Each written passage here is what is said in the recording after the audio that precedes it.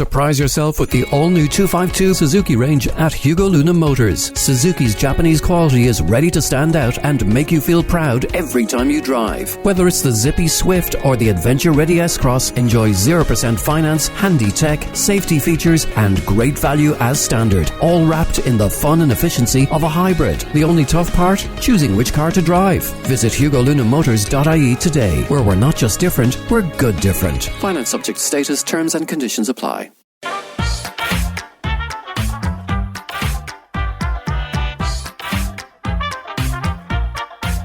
Welcome to Encore, your weekly arts show on Midlands 103 with Zoe Ryan still sitting in for Claire O'Brien, and as always bring you the latest arts related news and entertainment happening in the Midlands, including music therapy, a boomerang-esque piano, glass art and bardic style storytelling.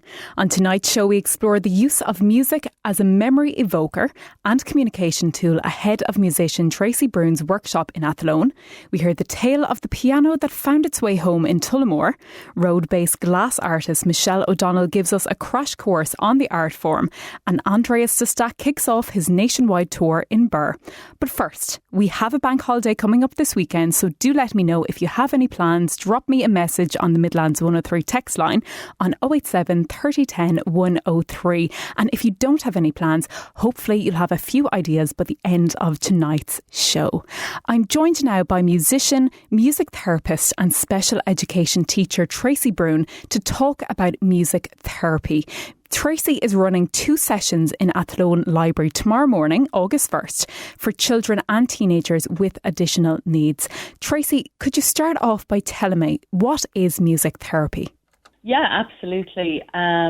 So I suppose music therapy is a way for us as therapists to access therapeutic goals for our clients through the medium of music. I guess it looks different for every client, depending on the demographic of the client and the needs of the client that you're working with. So tomorrow I'm going to be in the library working with children with additional needs. And what that will look like, I suppose the goals that I will be implementing through musical activities will be supporting communication between the group participants, promoting socialisation. Depending on how the session goes, you'd be looking at supporting emotional regulation, maybe through relaxation, musical interventions, and then just giving that sense of enjoyment and fun in a session as well. So a lot of the stuff that we would be doing would be familiar song singing, and how that for a client base with additional needs, that can support communication when there is like songs that are very familiar. So with a younger group, maybe nursery rhymes that they know really, really well, and you support them to sing them together or to fill in the sort of blanks if you leave spaces, things like that, and using lots of instruments and percussion instruments and, just creating that real fun, inclusive musical atmosphere. And really you can access a huge amount of different goals through various musical interventions. Paint a picture for me of a typical music therapy session and indeed what it's going to be like tomorrow morning. You've mentioned there about singing songs, instruments. Is it a case that you as the teacher or the leader of the group, is it that you'll be playing out the instruments, or is it that a track will be playing music and that the participants kind of go along that way, or will they actively be involved, maybe using instruments themselves? Yeah, so it really depends on, when you meet the participants, what their strengths, interests and needs are. Yeah. So some sessions will be really, really interactive, where you will have active music playing with our younger participants who might play and improvise on various drums or percussion instruments, and they can play along to songs. For some participants who are verbal, they might sing along. For others who are non-speaking, they may vocalise or they may be playing their instruments. Then with other clients whose needs might be a little bit different, I suppose the interaction may be on a more receptive level. So you're always tailoring the level of interaction to the needs and the strengths of the clients that you're working with. So yeah, I suppose I won't know until I go in on Monday or on Friday tomorrow. So I'll be excited to meet with the young participants and just see where the session takes us.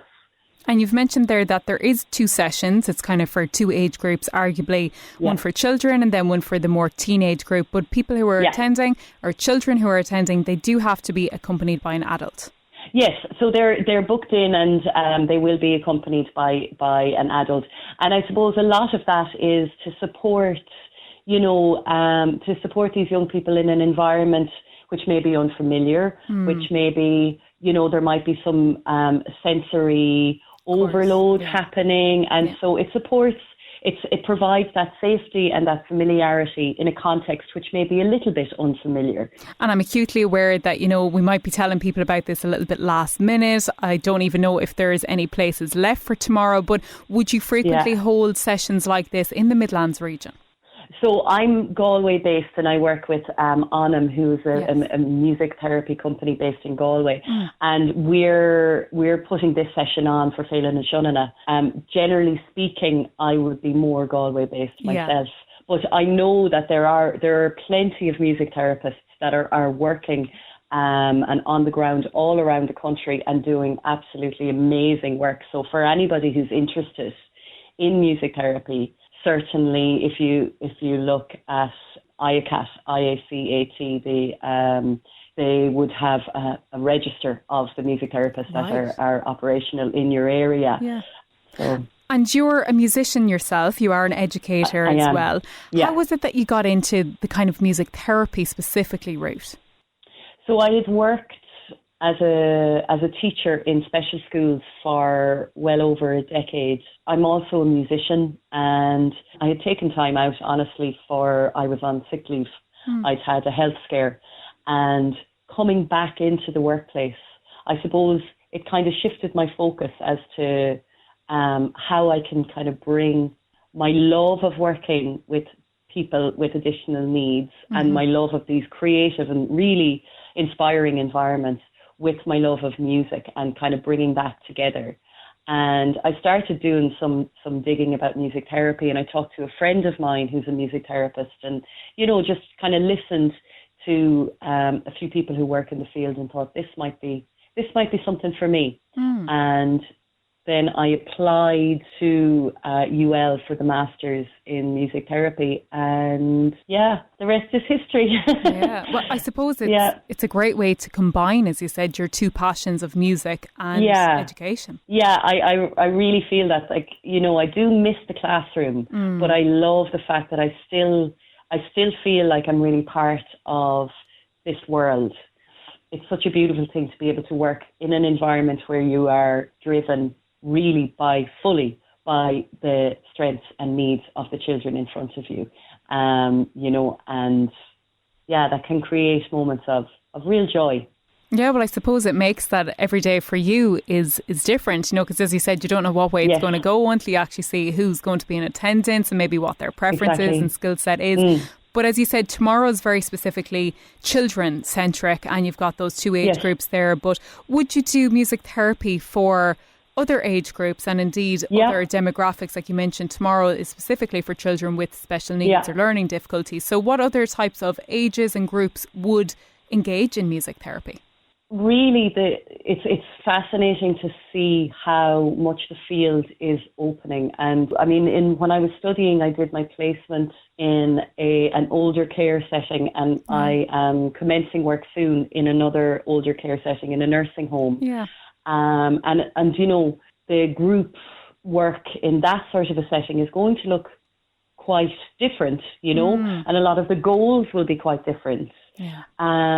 But we still will always come back to the music, and we might still have goals of, for working with older people with dementia, where you're encouraging that socialization, that sense of connection. And music is a really, really powerful tool. And there's a lot of evidence behind how music functions to support memory, to support communication. And I've seen it in action, you know, with older people who might be a little bit quieter, say, and having participated in a session where perhaps there are songs from their younger years that they are very familiar with.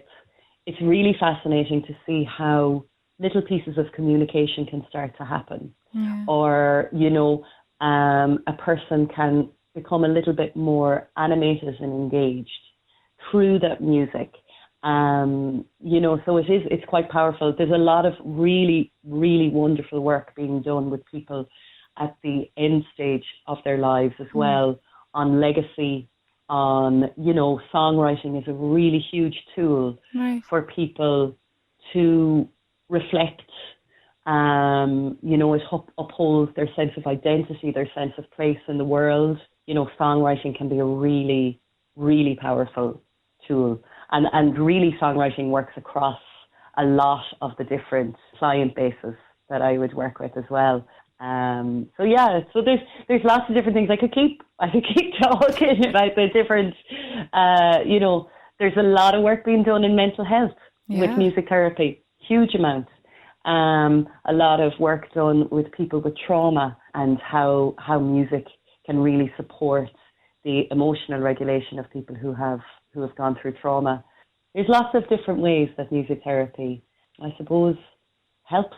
No, it really is fascinating work. And even there, the different elements that you've mentioned, like from it there, you've got the sound, you've got the songwriting. I know that, you know, we've for years been hearing about the catharticness of writing, people getting diaries and just putting on paper words and thoughts that are going through their mind. So songwriting is obviously a way to do that, but also the aspect you said there about songwriting for older generations to actually document their memories and the history. I also thought it interesting there about how when we think of the sound, music, I think very much like smell, it can transport you to a time and a place. And as you said, with music and with people who maybe have something going on there like dementia or Alzheimer's, it can reach a place in the mind that maybe they've lost in other regards. So it's just fascinating work. Yeah, there really, really is. And, you know, as I said, it is deeply rooted in an evidence base. There's a real focus on the autonomy of the individual who is not in receipt of, who is engaging with, you know, therapy. Like you're engaging as equals in the creation of music. It sounds like quite a collaborative effort, because I think sometimes when we think of your traditional therapy where, you know, you have a patient sitting in front of a therapist, you kind of have the idea that it's a lot of the person talking and the therapist listening, whereas this seems like a more hands-on type of way to engage in therapy. I think that's it. Like it's collaboration. That is exactly, you've hit the nail on the head there. And I think that's what makes it so special and so empowering. And there's a real lovely equality in it. It's a real leveler of, like, it removes a sense of hierarchy of, you know, I'm the therapist, that I'm, you know, and you're a client. It's like we're actually in this together.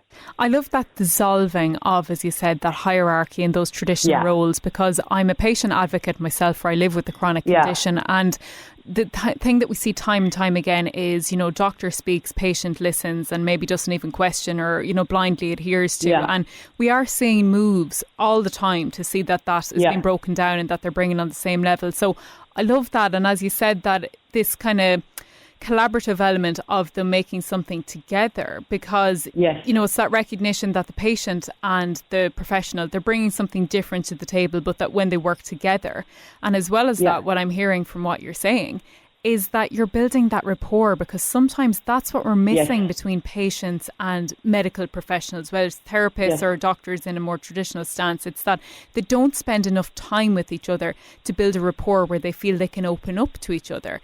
Whereas, as you said, through this process, it's, you know, bringing people down to that level and having that level of comfortability with each other.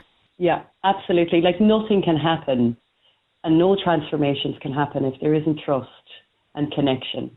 So, one of the first things that we have to do as therapists is establish that rapport, and many sessions will be about that, and gaining that trust together and figuring each other out and figuring what we like and, what we're interested in together and what sessions are going to look like. And so it has to be all about the rapport. Tracy, if anybody is interested in knowing more about yourself or about your upcoming workshops and the work that you do, where can they find out? Well, I am working for Anam Music Therapy, so that's ANAM, and my name is Tracy Bruen, BRUEN. Tracy, it's been an absolute pleasure. Thank you so much for speaking with me today, and I hope that all goes well with the sessions tomorrow morning. Thank you so much. Thank you very much for having me on. I really appreciate it. And a representative from Athlone Library has gotten in touch to say there are some spaces remaining for the second session tomorrow morning at 11:45am. That's for the 13 to 17-year-old age group. All places have now been filled for the younger age group session earlier in the morning. So if you are interested in booking a spot, drop an email to athlib@westmeathcoco.ie. That is shorthand for Athlone Library. So athlib, ATHLIB at westmeathcoco.ie, as booking is essential. Also happening in Westmeath this weekend is the Athlone River Festival, which celebrates the town's Viking heritage.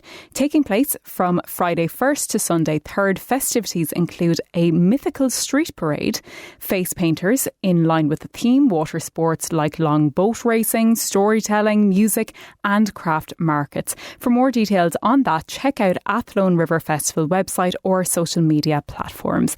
Up next, the story of how a piano made its way back home. Midlands 103.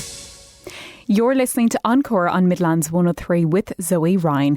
Do let me know if there's anything coming up in your area that falls under arts and entertainment by sending me an email on encore@midlands103.com.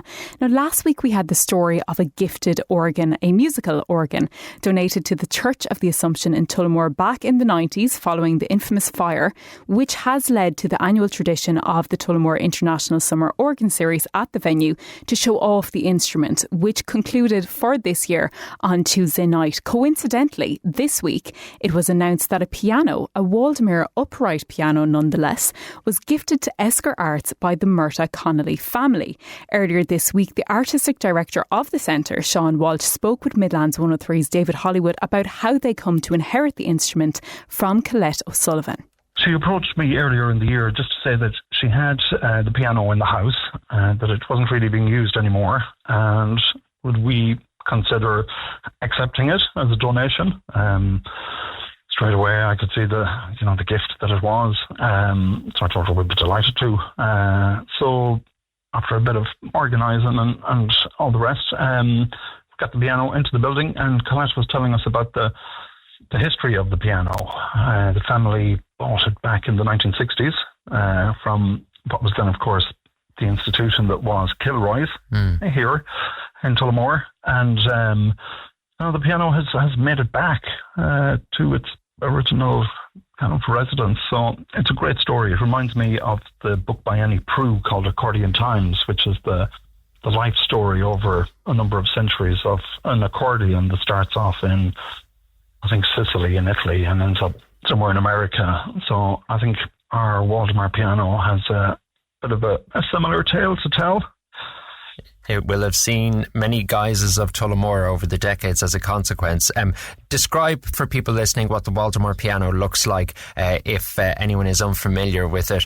A fine piece of kit. It's a beautiful piece of kit. So it's an upright piano in a beautiful, what we think is a walnut wood finish. Really well preserved.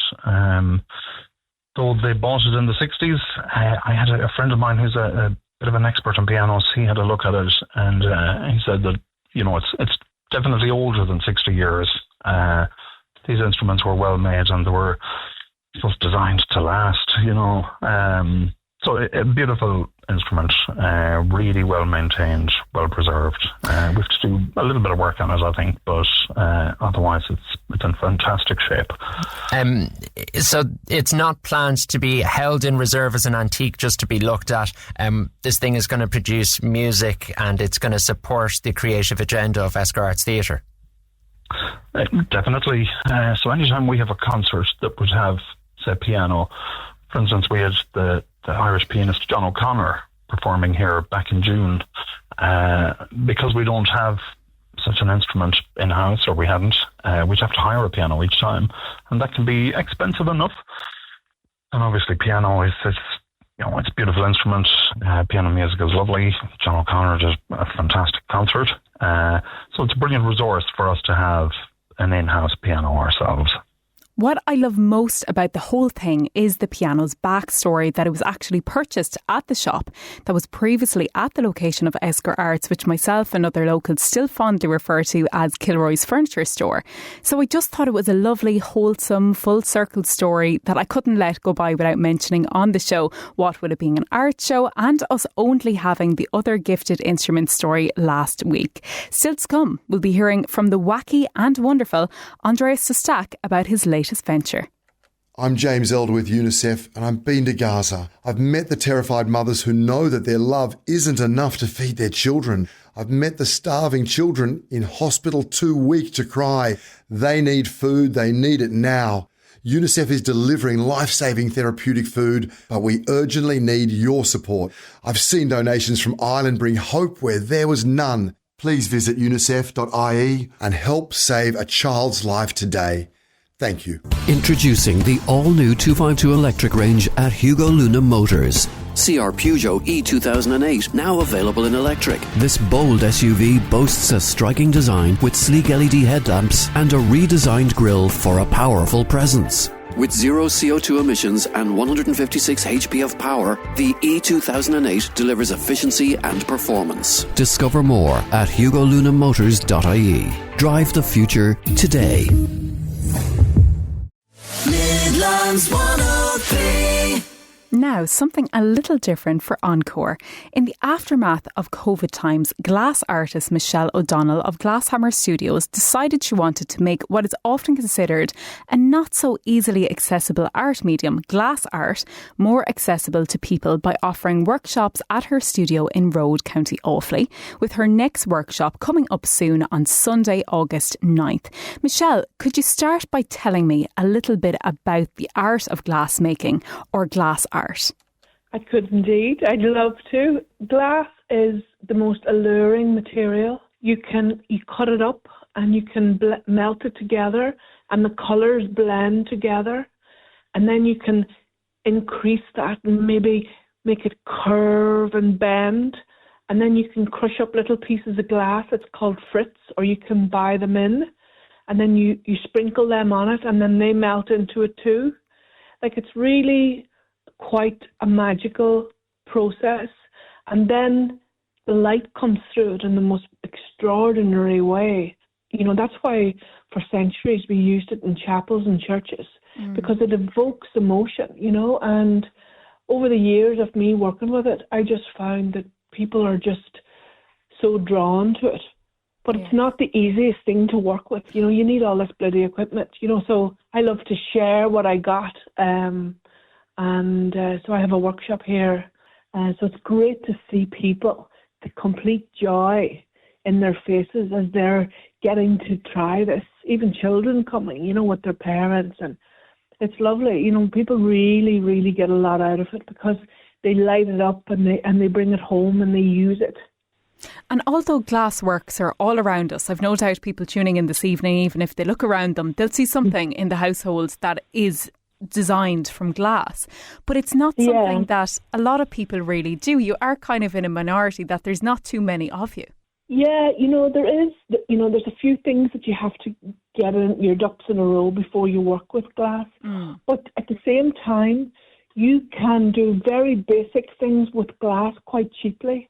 For instance, if you didn't have any kiln whatsoever, you can cut glass with a glass cutter. It costs about €20 and you can get them online. Really? And then you can polish the edges with a diamond pad, which you can also purchase, or a little bit of sandpaper. And then you can paint on it with glass paints that you don't even fire in a kiln. So you can paint a jar, you can paint anything glass with glass paints. They're called vitriol glass paints.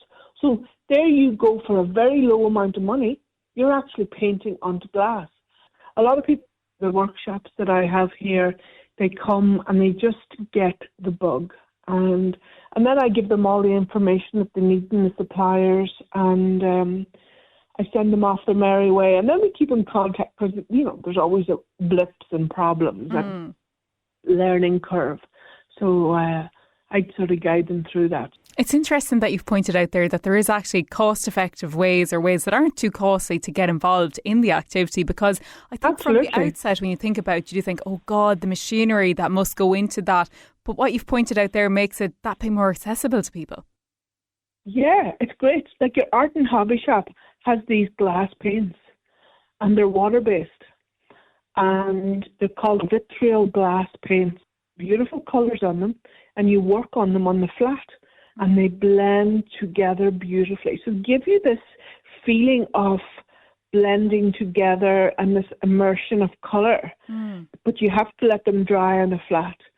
And then they have pens that they use, and they can draw over them, but they're all a compatible paint, all this vitriol glass paint range. You can see them online there. And then once it's dry, you can put this in a window. It's just a cost-effective way of being creative with glass. And as well, you don't have to do glass. If you had Perspex, you can do it on Perspex. It doesn't last as long on Perspex. What happens is it cracks off a wee bit. The glass is non-porous, and it adheres to the glass a lot better. But that's not what I do, really. That's just a way in for people to have a wee dabble and give it a go. And talk me through some of the works that you do then, which, as you said, they're a different ball game. Yeah. Well, it's kind of funny. I'm self-employed, which means that, you've no income any week from time to time unless you create something, make something that somebody wants, or you create a workshop that somebody wants. So I do work to commission. And I love doing work to commission, which means people say to me, you know what, I have this space in my house. I can't get anything that suits the space. Maybe it's going up the stairs. Maybe it's one of them contrary spaces. But it has to bring you joy. So I always look at where the light is coming from. And I design a piece that's for you, for your home, and works for you and to your budget. As much as I can to your budget. Keep it in the ballpark, and then I give you something that you go, oh my God, I knew you needed A, B, and C, or you wanted A, B, and C. But then once I know what you want, I really kind of design something. And then when I show it to the people and they get a feel for it, and I usually do them 3 options so that they get a choice. And then they decide on one, and I go ahead and make it. And I usually take a deposit at that stage, and that's them committed to it. Then I go buy my materials and my gas, and I start making it. And but it's always a beautiful surprise. It's always better than I've thought or they've thought. It's always better. So that's what I do. And then I make my own work. There's things that interest me living here in Athlone, because I'm from Donegal. That has really drawn me to Athlone, and that's for sale here in the gallery.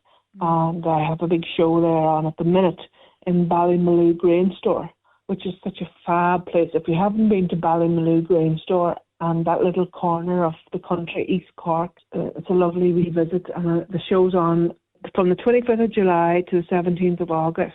And it's a big mixed show called Design Island and Irish Design Works show, and it's really worth a visit down. And you mentioned there about some of the, I suppose, private and domestic commissions, and some of those are viewable on your website, and they're really obscure and unique pieces. But you also do some fabulous works in the community, in communal areas like public areas, like in parks or schools, etc.? Oh, I love working with the community. So it's called community art. It's about us coming together to share an experience, to make something together that's meaningful, and to new opportunities to meet new people in this such a segregated world that we live in. And I always create those opportunities through the work, you know, and I'd open up my workshop and we'd have open days during the process of the art project. And, you know, it's just a joyous thing, meeting all these different people and working with a different group or network or a different community all the time, you know, and they have different needs. You know, I've done a lot of work with Tullamore, working with teenagers, and that's so rewarding. You know, we designed a project for them that really gives them an opportunity to be themselves without anybody criticizing them or judging. We just all were the same kind of fabulous, crazy people, enjoying the process, enjoying the art, and knowing that we're all different and celebrating our difference. You know, there's so many things that can divide us, you know, like let's look for things that we can do together. Yeah, I like that. I like that concept that, as you say, we're all different, but sometimes there's just common ground there. And in this case, it's art. Yeah. You know, art is wonderful to create those opportunities where we gather to create something together, because these people would never have met normally. You know, art connects people and creates these opportunities for people to meet. And you've mentioned there that you have some work currently on display down in Cork, but you do have a number of workshops coming up that are going to be happening in the Midlands. Yeah. Well, during COVID, all my shows were finished. So I thought, what the hell am I going to do? You know, because I'm a self-employed artist. So I came up with the idea of creating workshops. And they're very educational. They're purely educational. Schools come in their droves. And then once a month, every month, I hold one workshop in glass fusing. And it's usually themed. It can have a botanical slant. It could be a garden sculpture piece. It could be a framed piece. But every month, there's a date on my website where you can join in and jump on a class. And they're priced at €100 for a half day and €200 for a full day. And you get to make two pieces on the full day and you get a nice lunch.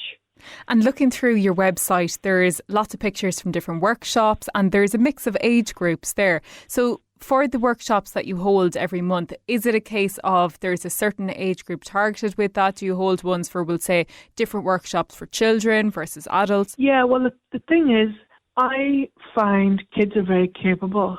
So I say 8 to 80. You know, like we have a lot of kids come, but they come with their one of their parents or a relative or a carer or whatever.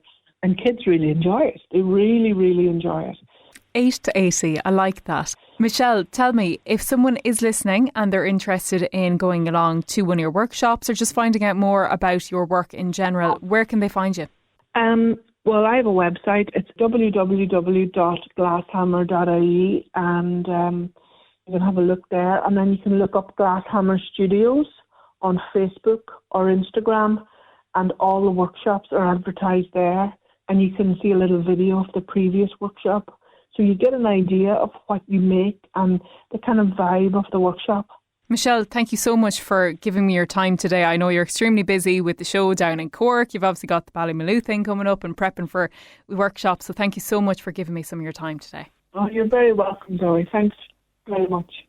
Strangely enough, I'm telling you, it's a week for coincidence. There is a fused glass lantern making workshop taking place in Delvin in Westmeath on the same date, run by Eddie Byrne Glass Designs. And you can find out more information on that workshop on eddiesglassart.com. Up next, prepare yourself for a bit of an off-the-wall interview. Midlands 103.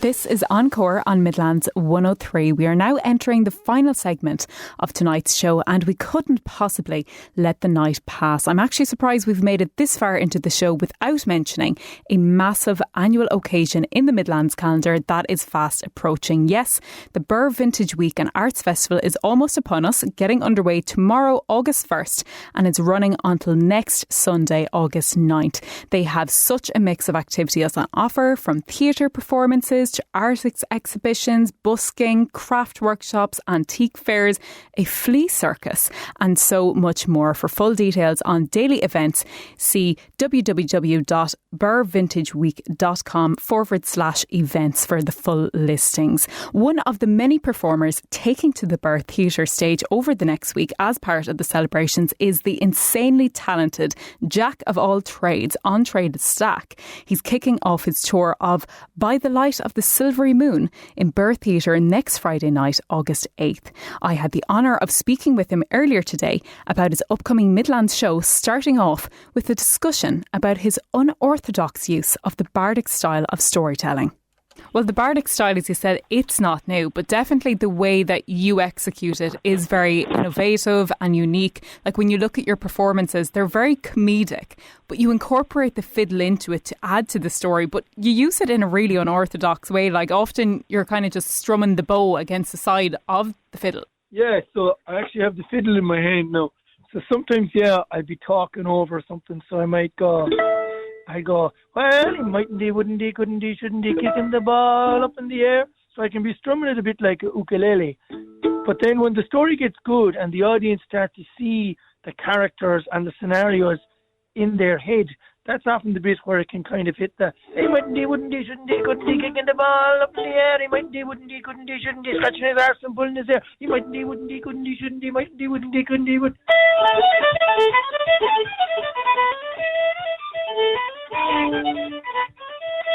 So you see the way I went into the jig there. So you're kind of going from the story and the character. We have a character in one of the stories called the Mo Keneally, because he lives in the shoulda, woulda, coulda kind of vibe.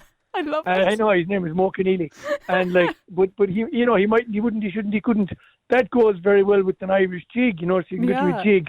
Or another story we do might be to the 4/4 to the rhythm. It goes like, covered in concrete, covered in concrete.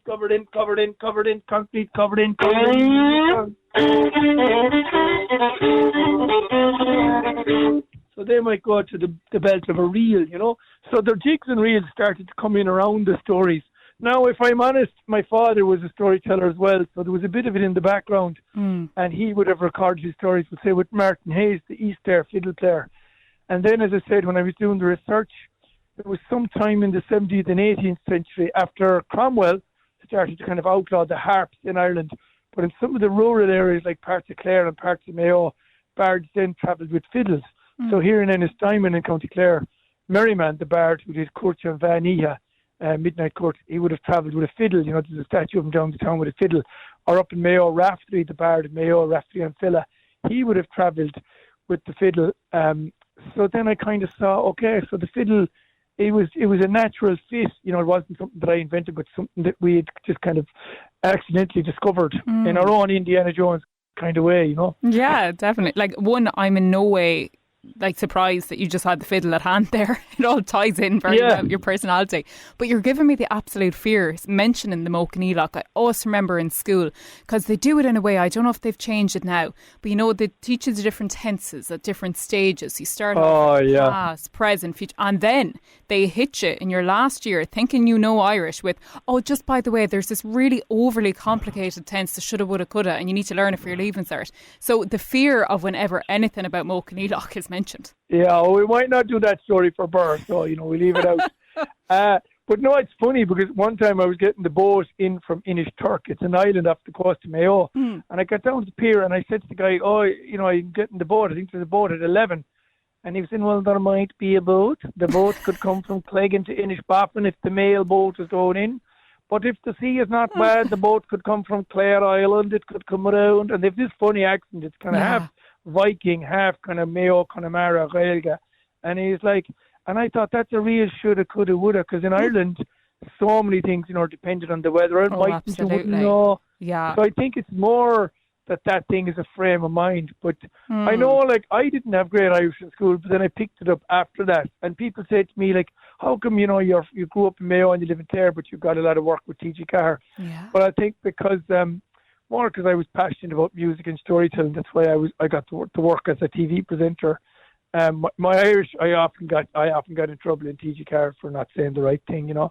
I would just say to them, "Oh yeah, that's a rare dialect of North Clare Irish," or "Oh, I'd say something to camera and I'd really nail it, like physically and passionately. But then the producers would go, "Oh, was that correct?" And I go, "Yeah, my mother's from the Mayo Gael, so that's a rare word we use up there to be some kind of a cut or whibble of a made up word, So I take a kind of a musical, poetic approach to a lot of this, Look, you know what? I used to work in news, and I always used to say, especially when it comes to the sports area, and you'd have quite complex, names of players from different countries. And I also used to say the rule was, if you say it quick and with confidence, no one will doubt it. Exactly. If you kind of give any sort of hint of fear at all, people will sense it. But you mentioned there about the Irish, and that is something that you do incorporate into your performances. You would speak in English and Irish. I suppose I was just lucky, I grew up, not many people know, there's a few pocket little Gaeltacht areas in Mayo. I suppose Galway has really dominated in terms of Irish language on the West Coast. But where I grew up, there was a few Mayo Gaeltachts back in Termagidi where, do you remember Mick Lally? He was Miley in Glenrose, probably before your time. Yeah. But there was people like that were from those Gaeltacht areas. And I was lucky to kind of grow up with a lot of stories from Mayo and North Connemara and parts of the West Coast. And I suppose, if I'm honest, my father, being a Clare man, always had a lot of stories. He was a natural storyteller. And towards the end of his life, he was professor of Irish studies in Berkeley in California, where he was teaching Irish and Irish folklore. So while I was growing up in Mayo, and my father would come home every summer and we'd go down to Clare, we'd be learning music in Milton Malbay. So there was always this connection that I was picking up music and stories in West Clare, but also searching out for music and stories in the bogs of Mayo and the hills of the Mayo Gaeltacht. So now in the performance, I kind of tie it together. I do a few bits from Clare and a few bits from Mayo, and as you say, a couple of Fochel Gaelga thrown in there as well. And then the music kind of ties it together as well a bit, and I'm so lucky to have two great musicians on stage with me for the shows, By the Light of the Silvery Moon, as you said, is kicking off its nationwide tour in Birr on August 8th. It has been described as a rollercoaster show with a bardic style storytelling, music, magic and myth. So tell me, it's the magic bit really that I have most questions around. Well, maybe I've demystified some of the magic there earlier when I showed you the trick where I go from the story and the character into I get you. That's the magic. Wouldn't be good. Right. Yeah, so that's a bit of the magic. The other magic thing is the girl playing the harp. The lady on the harp is Aisling Lyons, an amazing harpist from Clare. And when we do sound check, the minute she starts strumming this harp, it is truly magical. I'd be there sound checking the mic, and next thing she does this ring. It's this wow.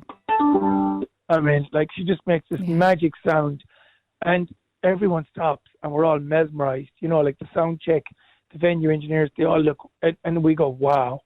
So there's a bit of magic that happens in certain stories, and actually we're so lucky that on the night we have an amazing harpist as well with us. Una from Limerick is playing harp, and she also plays the accordion.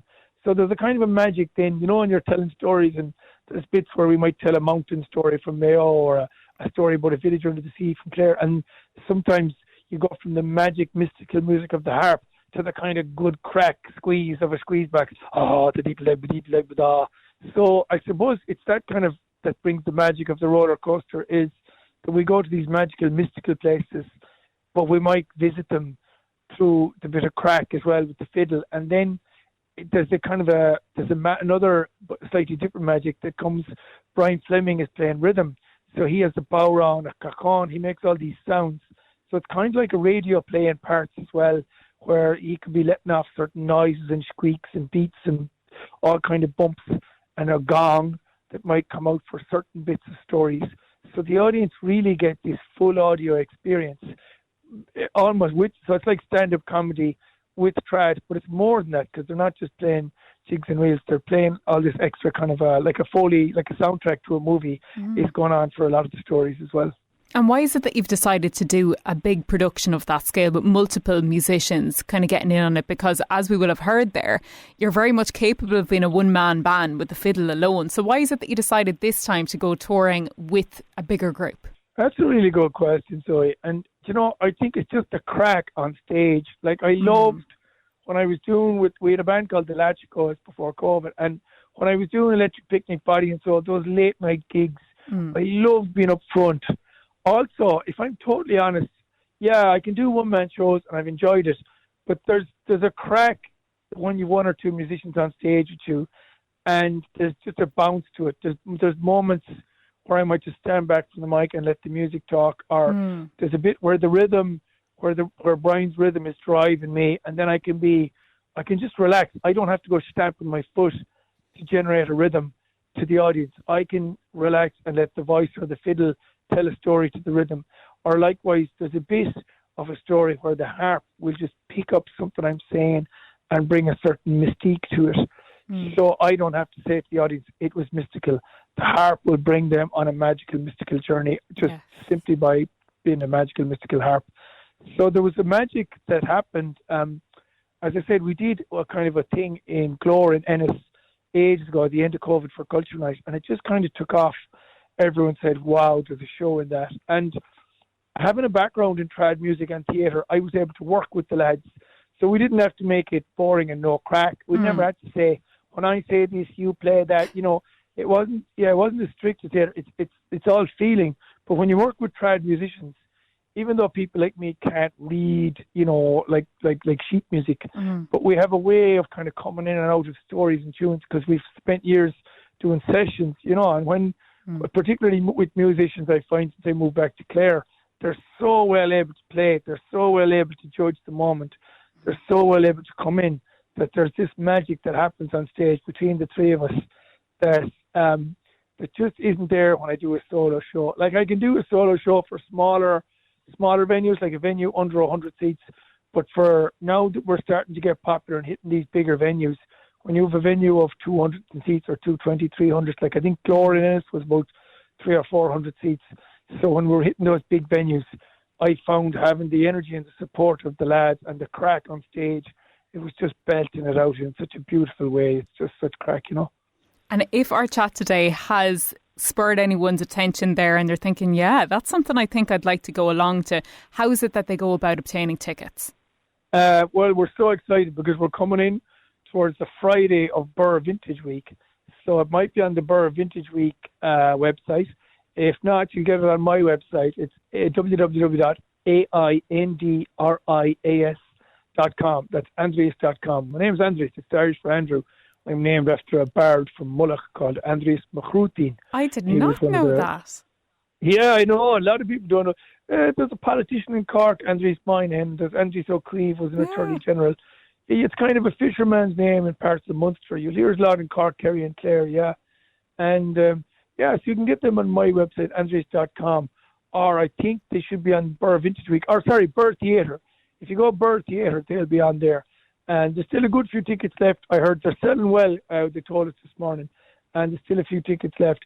So that'll be great crack. It'll be Friday the 8th of August in Birr. Andreas, this has been a truly enjoyable conversation. Thank you so much for chatting with me today. No problem. And great to chat to you too, Zoe. That was honestly one of the wildest interviews I've ever done. The only thing that comes remotely close to it is a number of years ago, I was reporting at Electric Picnic and I was popping around the campsites the morning after the first nights.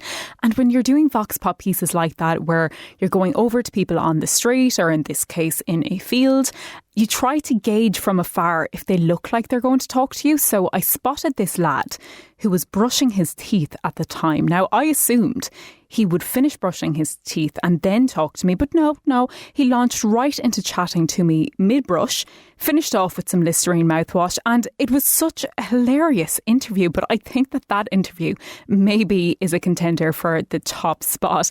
That is all from me tonight. Up next is Country Roads with Joe Cooney, bringing you the best of Irish and American country music up until 10 p.m. Until next week, good night.